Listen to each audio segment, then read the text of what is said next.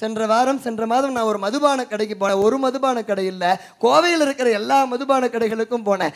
எதுக்குன்னா மது வாங்க இல்லை. அந்த விற்பனையாளர் இடத்துல போய் வேண்டோம், ஐயா 21 வயதிற்கு கீழ்ப்பட்ட இளைஞர்கள் வந்தா தயவு செய்து கொடுக்காதீங்க, ஏன்னா நீங்களும் ஒரு மகனை பெற்றிருக்கீங்க, அந்த மகன் நாளை உலகை ஆள பிறந்தவன், அதை மறந்துடாதீங்க.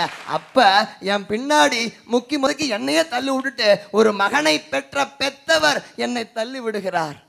அவரும் பெத்தவர் தான், எனக்கு மற்றவர் தான். ஆனா நான் அவர் அப்படி பார்க்கலையே.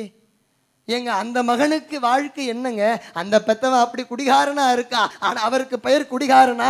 குடிகாத்த குமரன் வாழ்ந்த அந்த திருப்பூரில் மாநகரிலே, கொங்கு மாநகரிலே அந்த குடிகாரர் என்ற பட்டத்தை அவர் சுமக்க வேண்டும். ஒரு குடிமகன் என்ற பட்டம் இந்த வாழ்க்கையில் இருக்குல்ல, அதை ஏங்க அவன் மறந்துட்டான்?